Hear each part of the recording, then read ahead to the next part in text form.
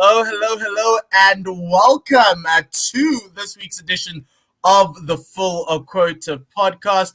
My name is Mpho Mutlani, and I'm joined by Tim, Tepo, and Chris to discuss all things happening in South African cricket. It's a Full Quota podcast. There's a full quota of us. South Africa bowled a full quota of overs yesterday. They couldn't bowl Ireland out, so we're going to talk about that. We're also going to talk about the batting as well in all of that, and then the rest of the T20 series. So please before we do anything, please go and like and subscribe to our YouTube channel. And most importantly, you can interact with us on these various platforms that we're coming up onto the screen once I remove the banner. And as well as be reminded that One World Sports Radio will be bringing you the second and third T20s on Thursday and Saturday at 5 p.m. where South Africa, I'm hoping, will be going for a clean sweep. There's no reason why we shouldn't win this series 3-0. And so I'm going to start with that. There's no reason why we should lose a T20 match in the series. However, the way we started yesterday was just very baffling. The press conference before the game, Enoch Nkwe, the assistant coach, and he called him a vice coach. I don't know if there's a thing.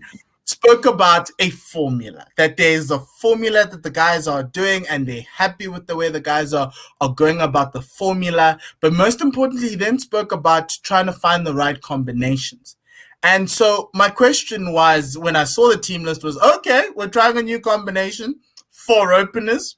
There was a time where somebody on the stream, Tim, said, why don't you just throw all the openers in and drop one of them to bat as a finisher? So that's essentially what they were trying to do yesterday. We went 4 openers, Rassie and Miller, and it was really baffling because to me, there was no need, because we came out of the West Indies with a team that looked balanced. We finally got our all-round and Van Mulder sitting at 6. It was great that 11. We thought that 11 would come out, and it didn't. I was happy that Lazard got an opportunity, and I think the bowlers did an incredible job. We're going to talk about how well they did because, wow, it was just unbelievable. But we can't seem to break 170. The guys seemingly looked off.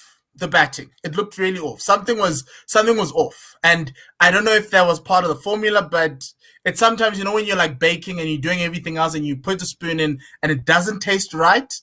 That's what it felt like yesterday. I couldn't pinpoint it, but that's how I felt. I was really frustrated yesterday as to how the Proteas went about their batting. Bowling was incredible. But we're going to talk about that today. And so the first part of our today is, and those are my thoughts of the first T20. We're going to ask the rest of the guys, what are your thoughts on the first T20? I'm going to start with Tepo, #respect Boucher. Teps, what did you think of yesterday's T20? Look, to me, it looked like a plan that was executed.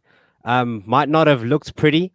It looked sloppy, let's be honest. It looked pretty sloppy, but it felt like my university career. It was sloppy, but it got the job done. Guys, we've been averaging 160 this whole time. And let's be honest, if you were a bowler and they said to you, we're giving you 160 runs, go. And they keep giving you 160 runs to defend, aren't you going to be like, oh, yeah, that's thanks for that. In terms of coming up with a plan, right now we're trying different combinations. And I think that's what's frustrating people. People are moving up and down the lineup, but it's not that crazy. I guess it's weird for our batsmen to get used to it.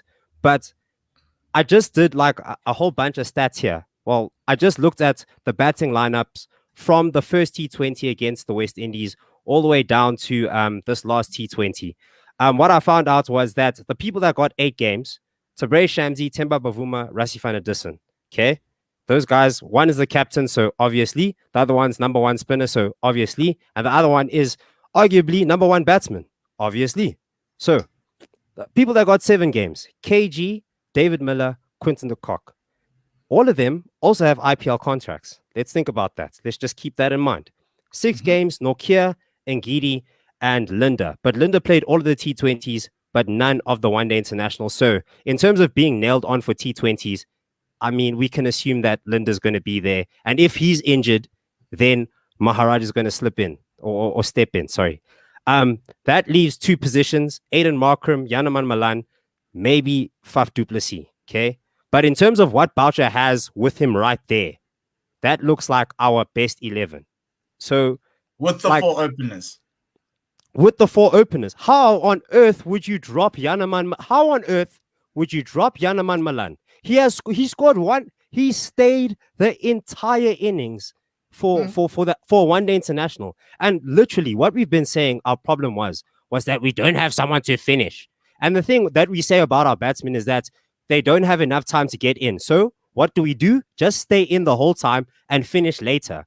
Yanaman Malan did that. He can do that. Now we're just trying to find out who else can do that in terms of like looking like there's a plan. There's a plan here, guys. So that's why I respect Boucher here, because I don't understand why we're like, this is a bad performance. It just looked sloppy, but it got the job done.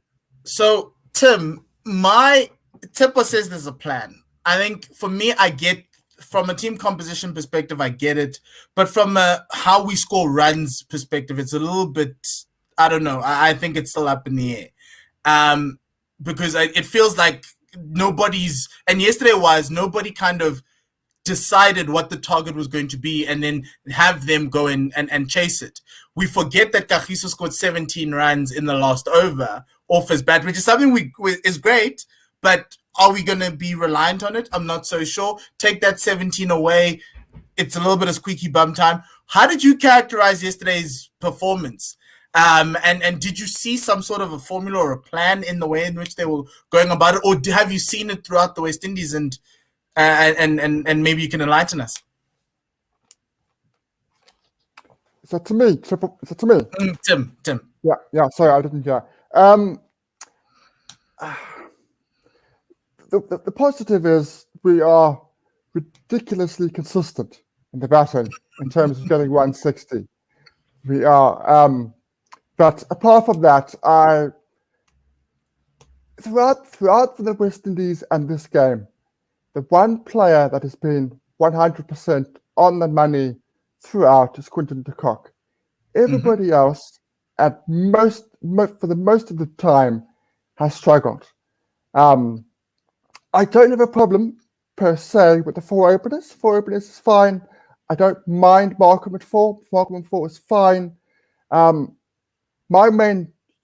big worry is David Miller. Now, David Miller scored some runs yesterday. Did okay, but my worry is that both of the West Indies and Ireland, they see his strength, and they made sure they didn't bowl to him. So not only have we got Miller, who is out of form, is struggling for runs, but we've also got two bowling lineups who know exactly where to bowl to him. They know that they can't bowl middle of the leg, so they suffocate him. They bowl outside the off stump, and they ask him, go ahead and through mid-wicket. And he's not coming up with a plan. The change-ups, the different personnels, they're giving Klaasen a couple of games, that's fine. But it is a concern. It is a concern that we have to completely have to rely on Quinton de Kock all the time. In the last game, he made 20 of 9 balls. Now, 20 of 9 balls, if 10 batsmen make that, that's 200. 20 of 9 balls should be fine. You obviously want him to score a few more, but that should be okay, because you're going to have 3, 4, 5, and 6 are all going to chip in.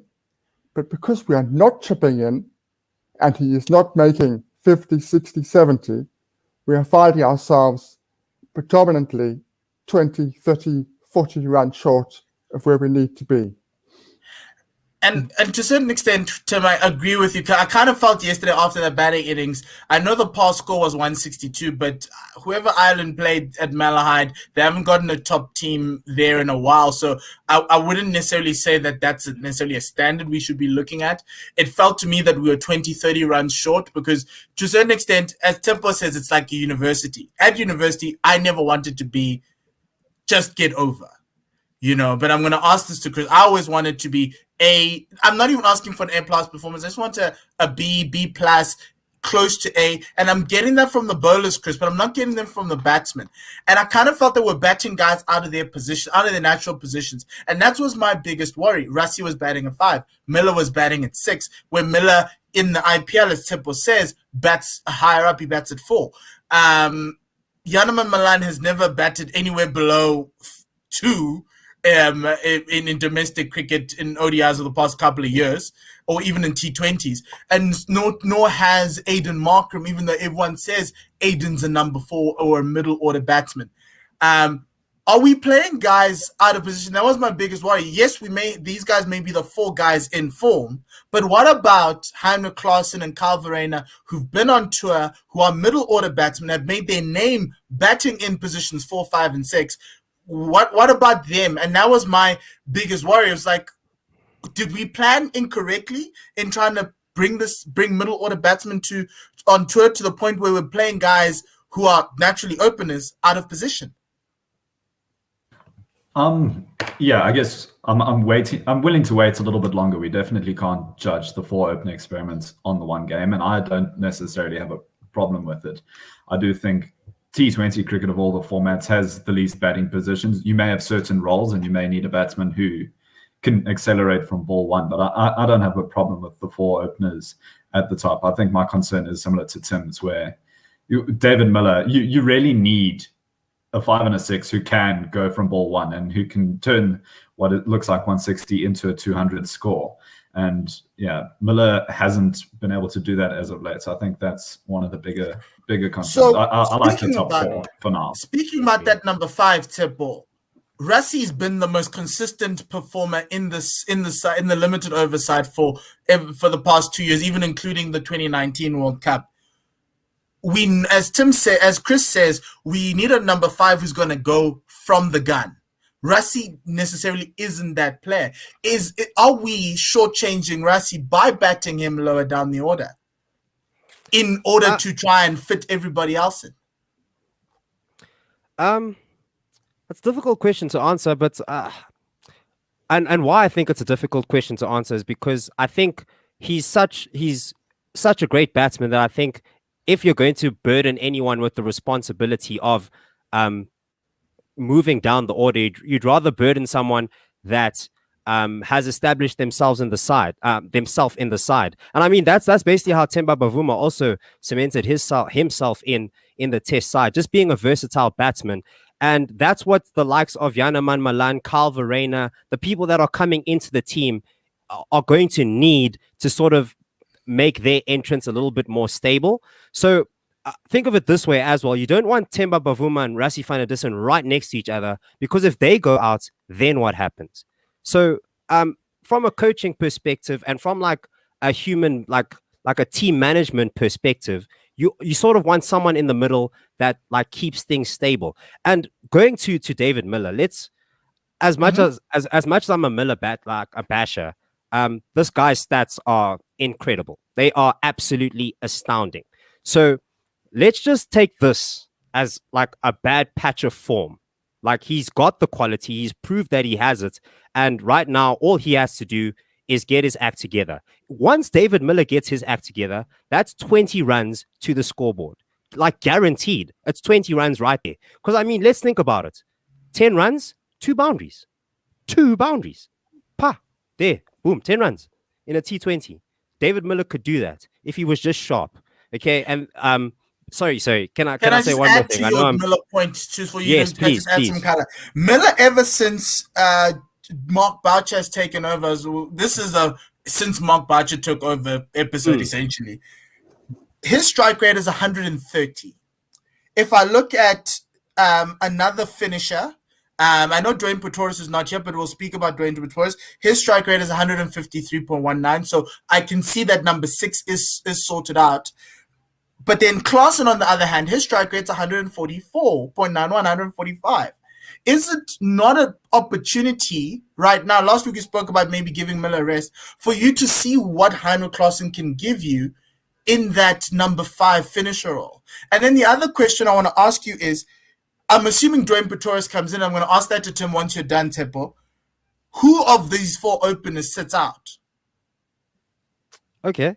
So in response to the Heinrich Klaasen question, if you look at is it 1, 2, 3, 4, 5, 6, 7, 8 games that we played, he has played 3 of those games. He played the first 2 T20s, and he also played the last one-day international.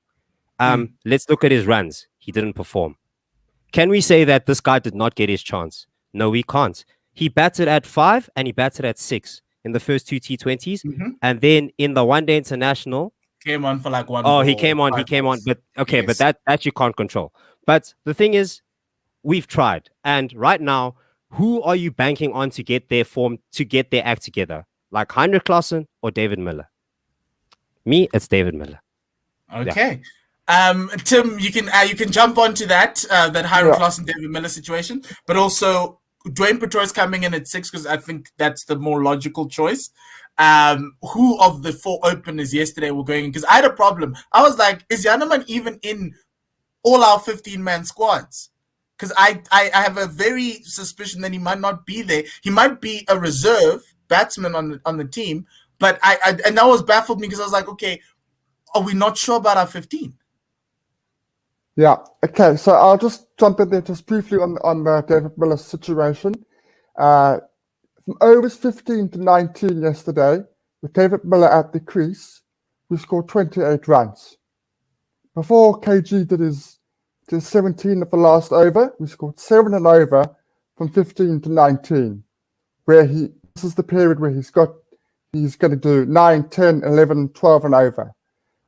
So I love David Miller, but there's a problem there that he's not at the moment transferring his talent.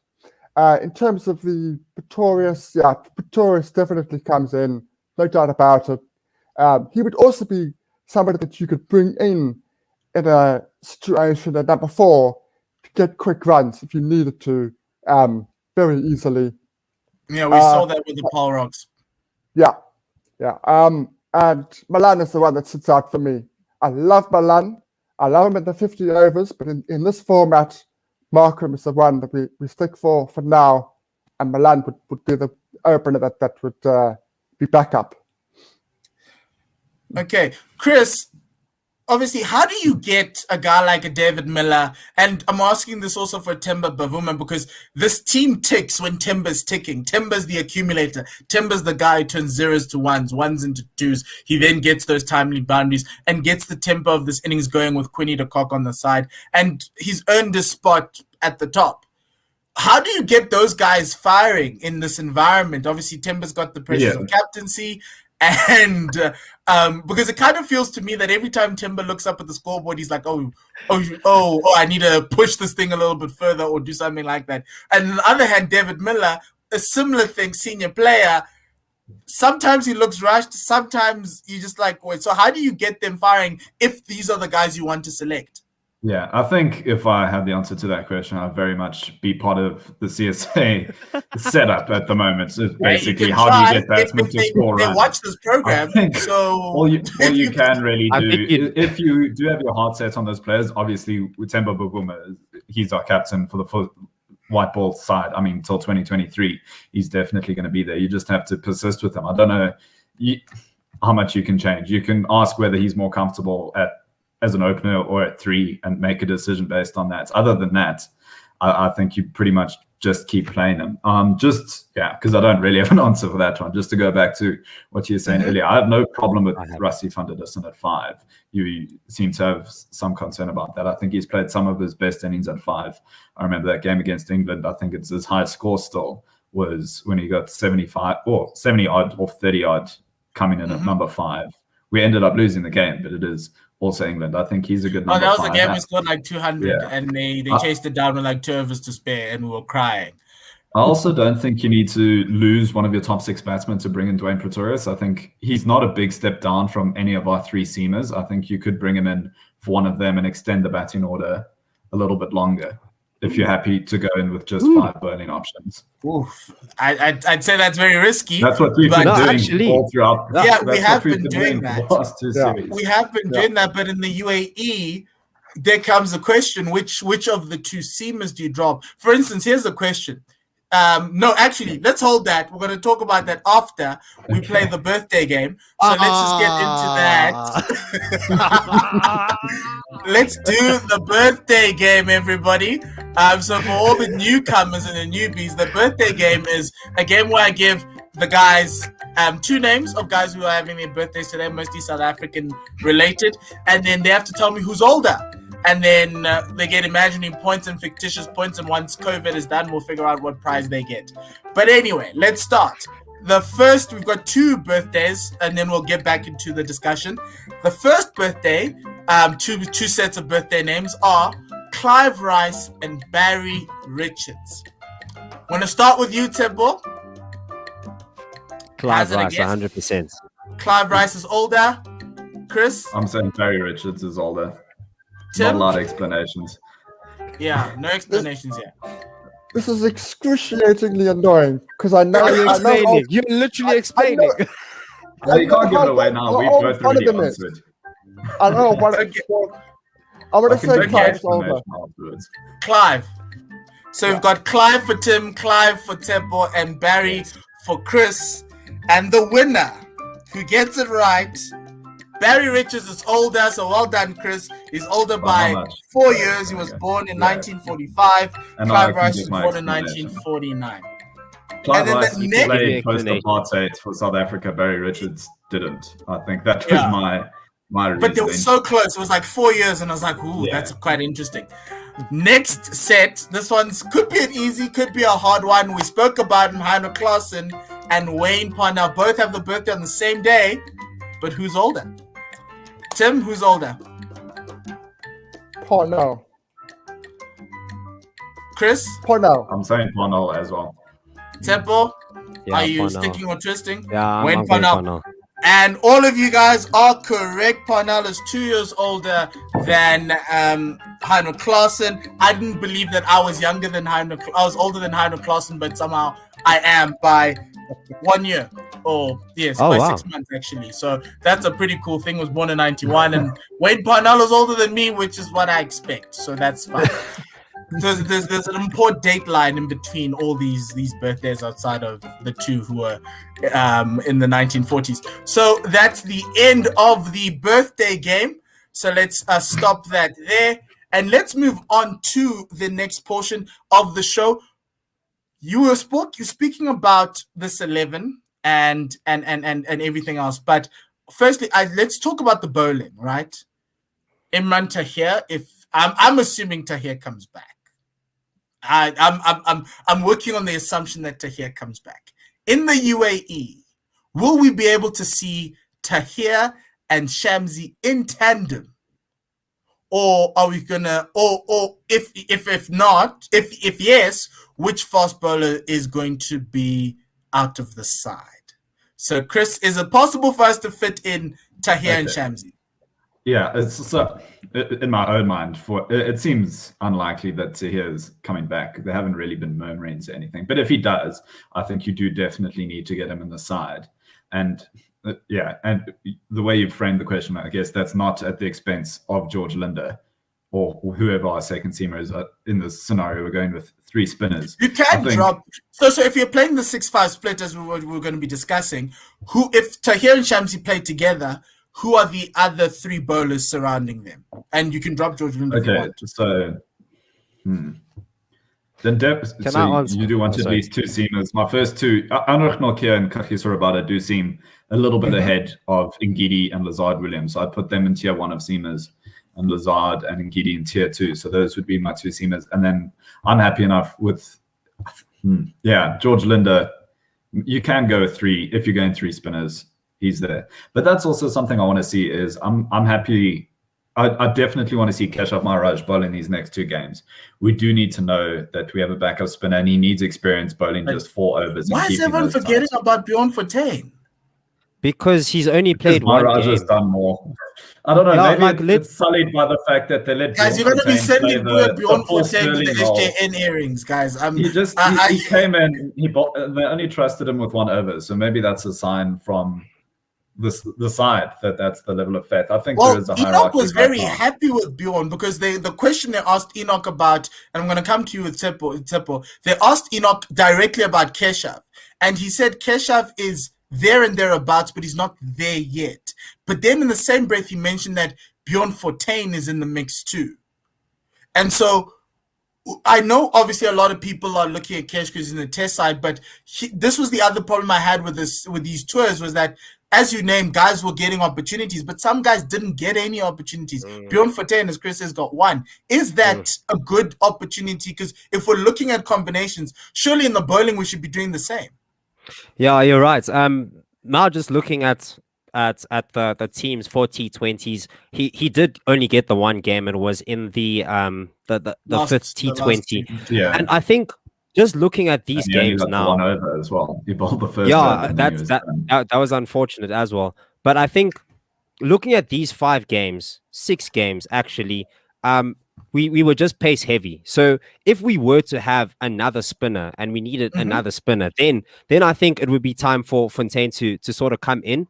But if Imran Tahir came in, then Fontaine, he's basically out of the conversation because he's had the least games and he doesn't offer enough with the batting or the bowling to dislodge the likes of Linda or Shamsi. But if we do need 3 spinners, I think Fontaine would be a nice third spinner to have. And now that you mention it, and also now that you mentioned the SJN hearings, I think it is important that he does get a run out against Ireland, because let's be honest, in retrospect, if we look back at these games, we're going to be like, oh, we should have given people opportunities then, and if we didn't do it then, why would we expect to do it against the likes of England and stuff like that? So mentioning that, I think it would be wise to sort of give him a run.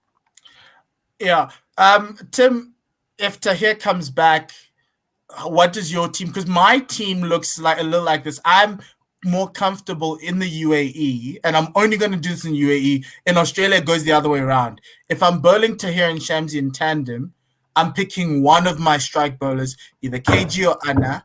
I'm going with, if I'm going with 6 seamers, if I'm going with 6 bowlers, right? And then I'm picking George Linda as one of those guys in there because I'd like a third spinning option, and I'd also want Dwayne Pretorius in there because his economy rate is very low. And then possibly if you need another person inside there, another bowler inside there, look probably towards a bowling all-rounder like a Vian Mulder, or even as your number 8, Andile Petluevano. Strike rate's not great, and to a certain extent, we'll talk about Kagiso later on, but I think Kagiso might be the number 8 we need. But that's where I'm thinking, because I don't know how to fit everybody in from a bowling perspective if Tahir comes in and creates that headache, but it's a good headache to have, right? Yeah, look, I don't think Tahir is going to make it. I don't know if you saw a couple of weeks ago, our former analyst, Prasanna, basically tweeted that time was up for Tahir, and he basically said he's allowing the youngsters to come through. I'd love him to be in the squad. I really would. I really do hope that he does. I would definitely have 3 in my squad. I'm not sure I'd play 3, but I would most definitely have 3 in my squad. And I would definitely have a 6 bowler option. Definitely. I think that's an essential. Whether that 6 bowling option is a Mulder or a Pretorius, it's not a Markham. A 6 bowling option. Can it be Klaasen? Because we saw Heinrich Klaasen bowl in the ODIs. It's I'm just putting it out there, guys. Because when you played that 6, and here's the thing about that 6-5 split, right? That 6-5 split means that if one of your 5 bowlers gets knocked out the park in those first 10 overs, you need to bring in somebody else. And if that somebody else hasn't made his domestic name as a bowler, it's going to be a little bit hard. And that's how we ended up with Reza Hendricks bowling in that first T20, and they just went hammer and tongs at him. So it's a little bit risky, but as Tempo says, we need to respect Mark Boucher. So in respecting Mark Boucher, he's placing a lot of pressure on the bowlers. Is it fair though, Chris, to place that amount of pressure on the bowlers, especially in T20, which can be unforgiving. Yeah, I mean, we've been doing a pretty good job of making sure our bowlers are used to a little bit of pressure. Yes, that's the one thing I can say. They're used to it now, and they've coped well. You can't complain too much about the overall bowling effort that we've seen from the side in the West Indies and now in Ireland as well. There's minor complaints and little things that we need to iron out, but for the most part, it's definitely our strong suit. Do you rest the bowlers? I'd rest them for the next 2 games. I think you rest Rabada. I think you keep Ngidi. He's just found form. You don't say, oh, he's had one good game back, he's fine.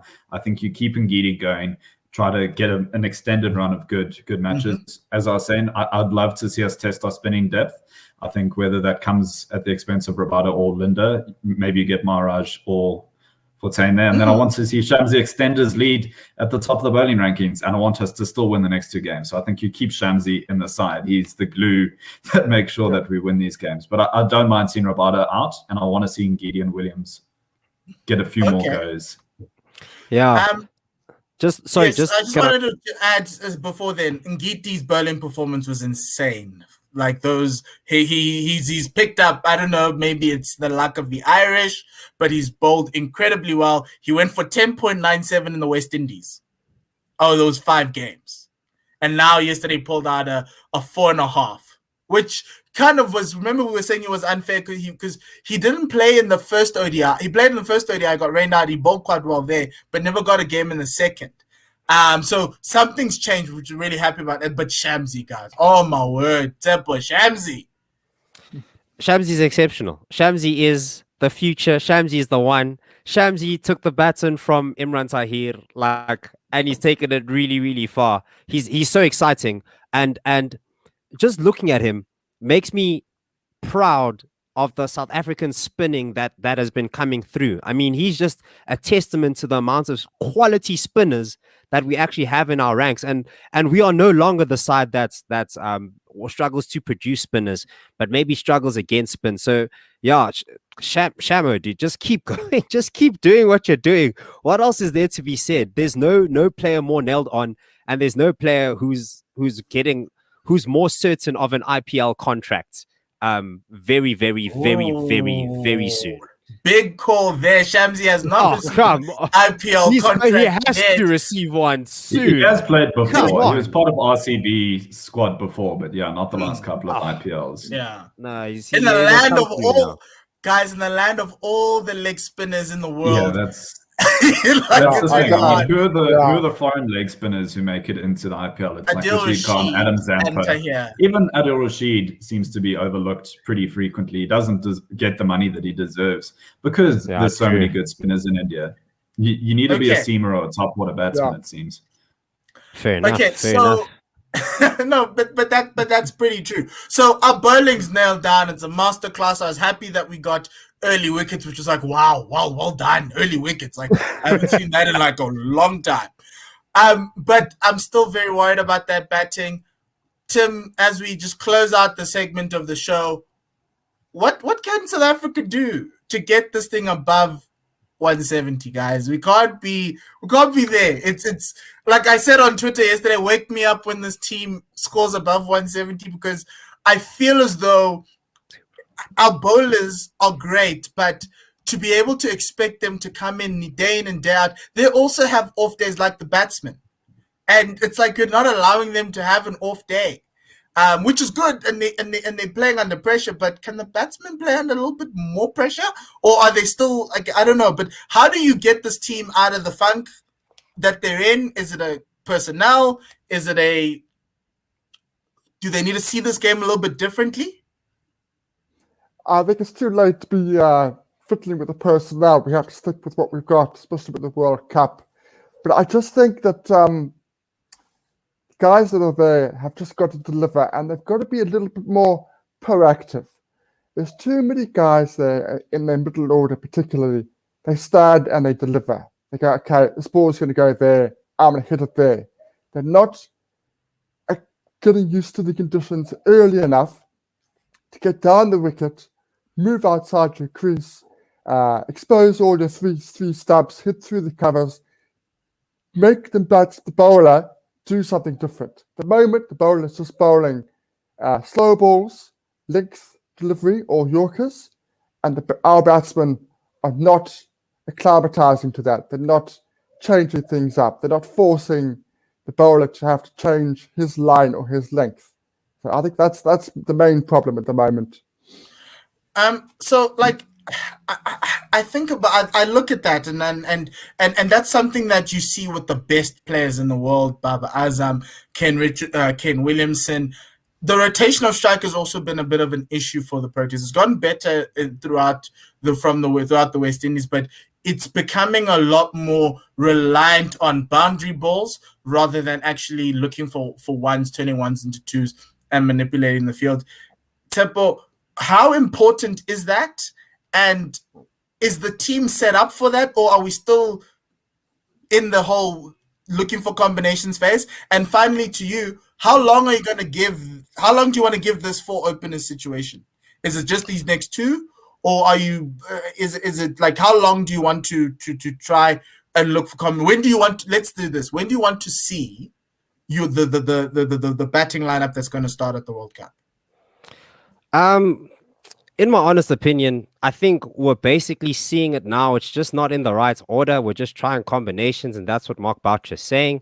In terms of the middle overs, just looking at the scorecard, right now, Rassie van der Dussen got 25 off 18, so that's over. He's going over a runner ball. David Miller got 28 off 21, also over a runner ball. Markram 39 off 30. And guys, let's be honest. When the ball is slower, it is harder to hit out the park. Why we do so well in the power plays, because the ball's a lot harder. People that try to hit it out the park, they go for wickets. So what did we have to do? We needed to shift gears. We needed to adapt. Normally, David Miller, you'd see him smashing and then going out, but he didn't do that. He had like 2 boundaries that pierced gaps. You know, those are like quality boundaries. So he's adapting. Okay, like slower balls are hard to get out the park. These conditions weren't. I'm not saying that these conditions were the only reason that these guys didn't kick on. I think there's form, there's all that, but for doing the right thing when we were losing wickets, for managing the game, I think this was a good performance, or at least the batting. I think this was a good performance, not 100%, but it's going in the right direction. If we're not hitting boundary balls, at least we're not consuming balls, like just sitting on one end of the pitch. So I think I'm happy with this performance, and I think they're doing the right thing to sort of combat the slump in form. So I kind of saw it differently to Tempo, Chris. I kind of felt that South Africa have this tendency of coming in and then kind of getting through a lot of balls and then trying to catch up at the end. And I look at the dot ball count yesterday. It was 37 dot balls in the game, which is not bad. It's just over a quarter of the innings. Like where else can this team try and look for extra runs, or is that the number that you want to see from a dot ball perspective? Yeah, so almost 2 parts to that. I think part of it is you ask if we have the right personnel for that strike rotation. I don't think it's so much a personnel thing as maybe a mindset thing. There's no one in that top 6 who I think, oh no, they can't run quick singles. I think that's easy enough to do, but it has to be one of the focuses when a batsman first gets out is, if you can't hit a boundary, go for the single. And then we've almost, I think during the West Indies, we very much saw that pattern of the first 10 overs, we set good bases, and the missing runs probably come from the second 10 overs. And maybe it is ultimately solved by an extra competent batsman at number 7. I think that's where all the missing runs are at the moment. And in terms of that ceiling of not passing 170, I guess right now it's a fun little fact that we haven't done it in a while. I'm sure it's not like we're never going to do it again. It's doing it consistently, because obviously the next time Quinton de Kock explodes in a T20, we're going to get 170. That's guaranteed. You just need consistency there. And yeah, I guess that's harder to come by. Consistent 170s. We're going to have to beat one of it. Sorry, I'll leave it alone. Yeah. You go.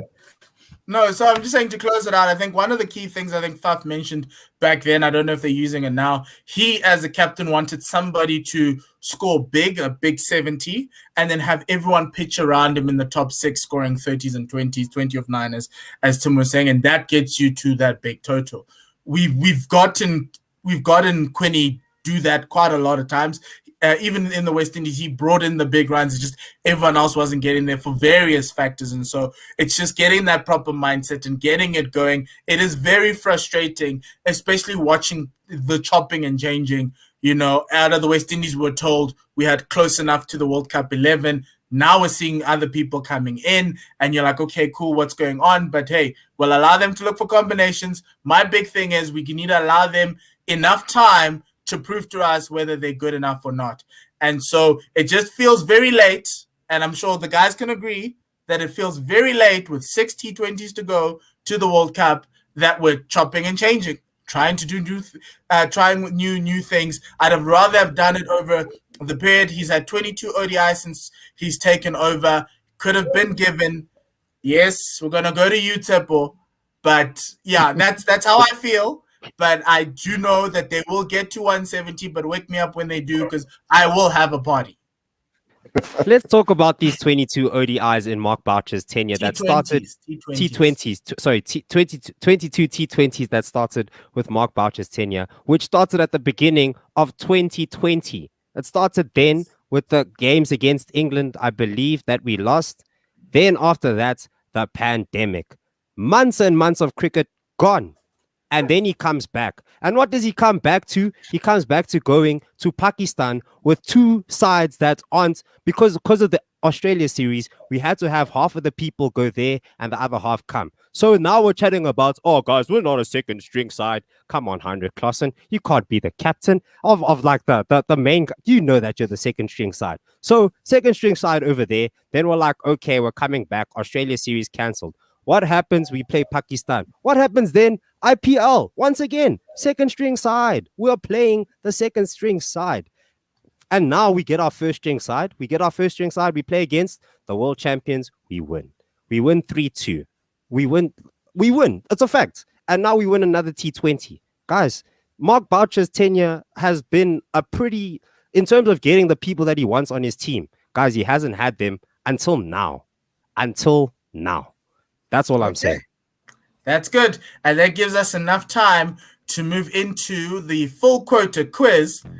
And with that, we've got 4 questions for the guys to answer now. And we'll get through that, and then we'll get through your predictions afterwards on the back end. So, gents, I'm going to ask you 4 questions. In those 4 questions, I'm going to need an answer from you, all of you guys. And then after that, we'll figure out who gets it right. You can copy someone's answer if you want. You can do whatever you want, but do not give me an essay. It's not 50 marks. It's 5 marks. Yes, I have a question. Yes. Where did you get these bangers? That's what I want to know. That's something YouTube audio files. Very good. So we know that there's no copyright issues when they're just those. No copyright issues. Don't worry about that. It's a lot of fun if we do sort of Weakest Link or Who Wants to Be a Millionaire or Mastermind music, but then we might get. Yes, copyright. I didn't want to do that. Yeah, that was the thing. So, the first question. Okay, I'm going to ask you guys to pick. No, actually, let's go. The first question is: since Boucher took over, who has the highest batting strike rate in T20 internationals of the 29 people who have played for the Proteas in T20s, excluding Dale Steyn, who, and I'm going to give you a clue, whose strike rate was 166 and was top of the list. I'm going to start with Tim on this one. Pretorius. Dwayne Pretorius. Chris, your answer? I was going to go for the same thing. I'm Okay. not sure, but I know he has a good strike rate. And then Tepo. Pretorius. Okay. I wasn't copying Tim. You copied me. Dwayne Pretorius. He has a strike rate of 153.19. Is it enough to get this question right? And unfortunately, it's not. Oh. The winner of the highest batting strike rate in Mark Boucher's tenure is Vian Libba. Oh, nice. Wow. Wow. How many? He's- How many games? 2 games, 16 runs, I think 10 balls, 160. Yeah. Very easy. A guy who also could be a finisher for you and also bowl some really handy off spin, but we're not seeing him. Next question. Since Boucher took over, who has the best batting average in T20 internationals? Teppo, I'm going to start with you. Oh, by the way, this guy's an average of 42 in T20s, by the way. So just, yeah.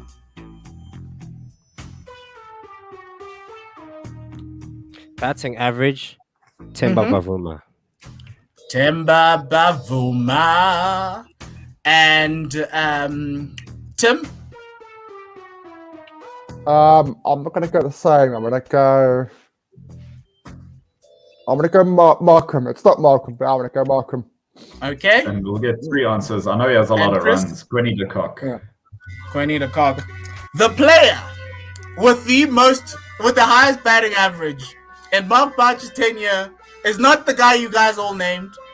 It's Kagiso Rabada, who has an average of 42. He scored 84 runs in his 11 games. He hasn't batted all those games, but KG has been out only twice. Aiden Markham is very close to 40 in the 1.13, but we're not going to talk about it. So, well done, Chris. Well done, Chris. So no run, no. Tim got Yeah, Tim was what I'm one of saying. the closest. Yeah. Oh yeah. He meant so no him. points He yet. meant No him. points yet. Final one. Okay, no, third question. This isn't just since Mark Boucher quit. Well, it is because it is in Mark Boucher's tenure. The ICC added 3 member countries last week. Just give me one country that was added as a member country in the ICC. Chris, I'm going to start with you on this one. Okay, I saw the post and I'm now doing my best to I love those questions. Okay, the team I'm going with, I think they might already have been a member, but Poland. Poland. Teppo, give me a country. If you don't know, America. just take a guess. America. Tim. Mongolia. Mongolia. He answered that like he knew the answer, dude. Because he did. Tim got it right. Mongolia is correct. The other countries are Tajikistan Wow. and Switzerland. So Mongolia Wow. and Tajikistan are the 22nd and 23rd team in Asia, with Switzerland being the 35th team out of That's Europe awesome. to be a member of the ICC. And the final question in this week's Since Boucher question round. Since Boucher took over, how many times have South Africa scored a total above 170 and won a match? And it's across both And innings. won a match. Yo. Yeah, So we know there's 7 times. 7 times South Africa have scored above 170. How many times have they won? Teppo, since you've been struggling over there, let me know what your number is. You said you studied. I didn't study for this, bro. I studied for my stuff. I studied for Respect Boucher. 3. 3. Chris?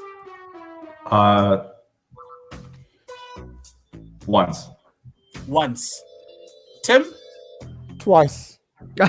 Yeah. I can tell you the answer is 3. definitely under 4 because we only have 8 T20 wins since, and 4 of them have been in the last 2 series, and definitely Exactly. didn't get So 170 there. you can mega mind this. You can do this mathematically.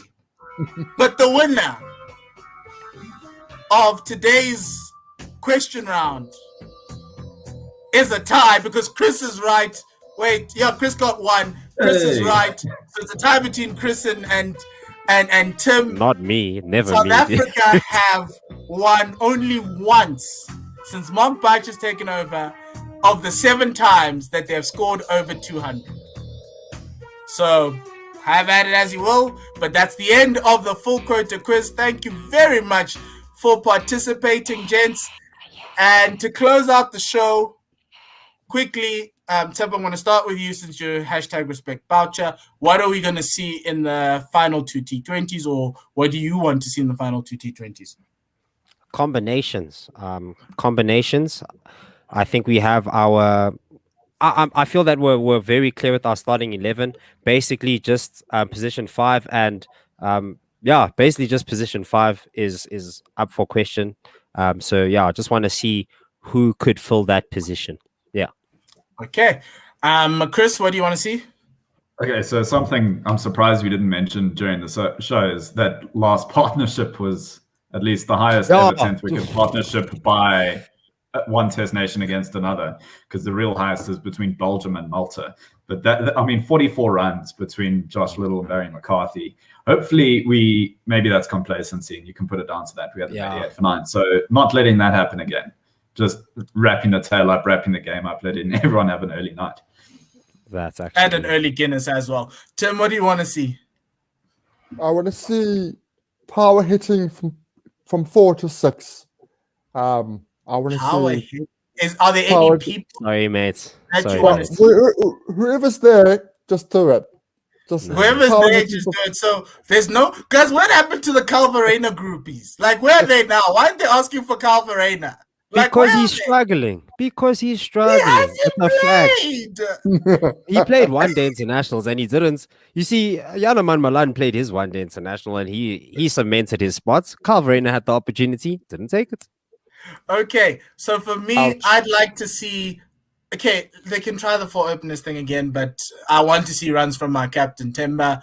I'd like to see runs from David Miller. I'd like to see runs in overs 15 to 30. Score 50 runs, please, guys. Come on. It's not that hard. It's Ireland. Yes, okay. and I say this tongue in cheek. Ireland are a very good side, but you should be beating them. I can't be in the middle of the innings being like, does Ireland have something over us here? Could they win this game? And that's how I felt in the middle of that game after putting up 165. I want to see more of Kagiso batting. I want to see more of the bowling firepower. Take more wickets, close out innings, but also just the fielding just needs to. You can't go into these periods where you're just dropping catches. Like, no. But most importantly, what I want to see is everybody watching this to tune in to us on Thursday and on Saturday for the live broadcast of this on radios, live digital radio broadcast of this on 1WSR.com or One World Sports Radio's YouTube channel. We'll be live. Most of the guys here, unless if you've got like frisbee practices, I think Tipo has. I do have frisbee practice. Yes, see, I remember. I'm a good friend. So outside of that, please do join us. Have a great evening and let the conversations continue. Maybe next week we're going to be talking about the minor league cricket in the USA. So please do join us with that because there are a lot of South Africans involved in that. And then we'll also be talking about the SJN hearings, the social justice and nation building hearings that have been going on over the past week. Some very I didn't have the emotional capacity to do it this week, but I'll probably be prepared to go through it next week because, oh my word, guys, it's just a tearjerker because guys have been been pushed around. But the most important thing is communication. Yeah. And that's also what we want to see with the Proteas. And to you as well, please communicate with us. You can communicate with us on these various platforms. Most importantly, please like and subscribe on YouTube. Thank you very much for joining us, guys. Have a great